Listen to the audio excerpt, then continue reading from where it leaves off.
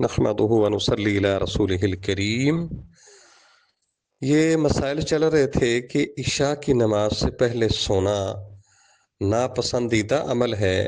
اگر کسی آدمی کو پتہ ہے کہ مجھے جاگ آ جائے گی، اس کو جگانے والا ہے، تو وہ سو بھی سکتا ہے۔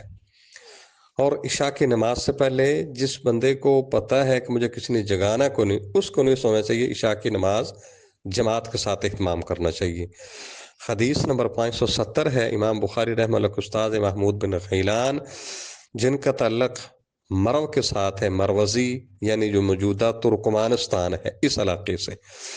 سیدنا عبداللہ بن عمر رضی اللہ تعالیٰ عنہ سے روایت ہے، ان رسول اللہ صلی اللہ علیہ وسلم شغل عنہا لیلۃ، کہ رسول اللہ صلی اللہ علیہ وسلم ایک رات عشاء کی نماز سے کسی کام میں مشغول ہو گئے۔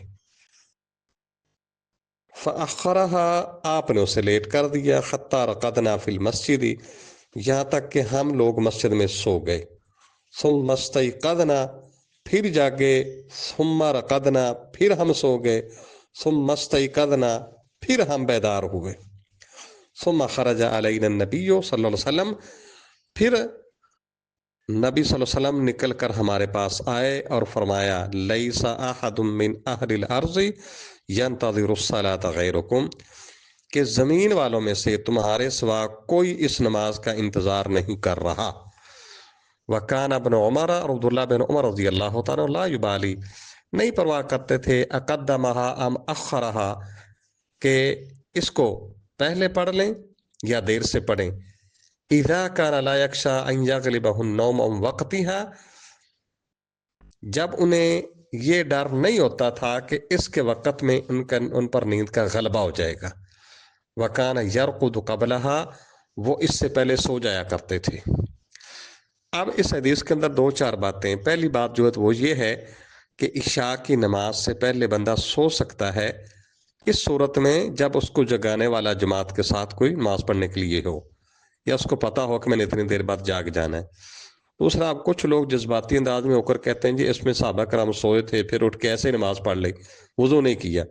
یہ بات نہیں ہے، سونے سے وضو بالکل ٹوٹ جاتا ہے۔ بس کسی چیز کا تذکرہ کسی جگہ نہ ہو تو اس کا مطلب یہ نہیں ہوتا کہ وہ چیز ہے ہی نہیں۔